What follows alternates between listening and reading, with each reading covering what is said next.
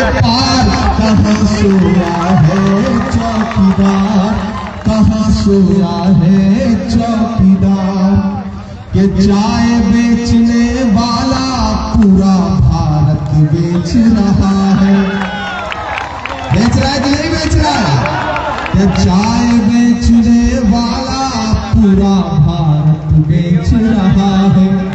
इसी काम में हासिल से महारत बेच रहा है। कि रेल बिक गई, तेल बिक गया, बिका हवाई अड्डा। इसी भागलपुर में 1000 एकड़ जमीन, 1, 2, 4, 10 एकड़ नहीं, 1000 एकड़ जमीन कितनी कीमत पे अडानी को दे दी मोदी जी ने? 1 रुपए की कीमत पे। 1 रुपए में तो चाय भी नहीं आती प्रवीण भाई इन दिनों। लेकिन मोदी जी ने अपने दोस्त अडानी को आपकी वो बेशकीमती जमीन जिसमें आप गन्ना उगाते हैं, धान उगाते हैं, मक्का उगाते हैं, चावल उगाते हैं, गेहूं उगाते हैं, वो जमीन देती अडानी को।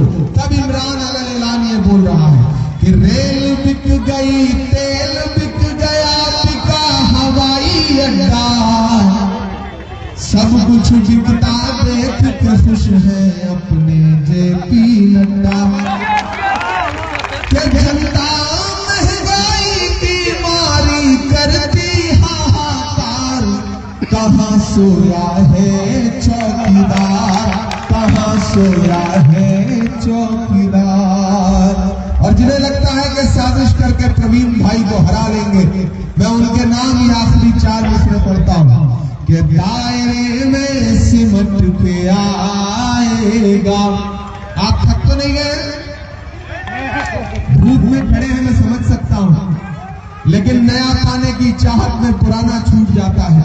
मैं खुद कितना परेशान होकर के पहुंचा हूं कि मैं बता नहीं सकता, लेकिन मेरा आपसे वादा था, मेरी जबान थी कि आपके बीच में आऊंगा। और एक जबान आज यहां फिर देता हूं दीपिका जी और प्रवीण जी कि आप सारे लोग, पूरे कहलगांव के लोग, मेरे अपने चाहने वाले लोग एकजुट होकर के 11 तारीख को हाथ छाप पे बटन दबा करके प्रवीण सिंह कुशवाहा को जिताओ। 14 को रिजल्ट आएगा, प्रवीण जीतते हैं तो इसी मैदान में जीत का जश्न मनाने के लिए एक बार हेलीकॉप्टर उतारेंगे। जितनी शायरी कहेंगे उतनी शायरी आपको सुनाएंगे। उस दिन कोई मजबूरी नहीं होगी और कोई रोक नहीं पाएगा कि दायरे में सिमट के आएगा, हर रवायत से हट के आएगा। आंधियों को जरा खबर कर दो, आंधियों को जरा खबर कर दो, शेर वापस पलट के आएगा, शेर वापस पलट के आएगा। चुपचाप, अच्छा चुपचाप, चुपचाप उठाइए अपना एक हाथ, मुझे भरोसा दिलाइए कहलगांव वालों, अपना एक वोट लेकर के 12 तारीख को घर से बाहर निकलेंगे। और अगर आप कहें तो माला पहना दी जाए, पहनाई जाए तो प्रवीण भाई ये आपको जीत की माला है जो कहलगांव की जनता की तरफ से आपको पहनाई जा रही है। चचा आप सबसे गुजारिश है कि अपना एक वोट लेकर के घर से बाहर निकलिए। गुजारिश और करते हैं, सब लोग बहुत आपको सुनना चाहते हैं। थोड़ा सा एक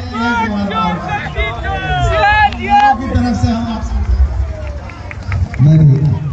यकीन मैं देखिए आपसे मोहब्बत ना होती तो मैं भाग दौड़ करके यहाँ आता थोड़ी, मैं टाल जाता, लेकिन कहलगांव से मुझे लगाव था।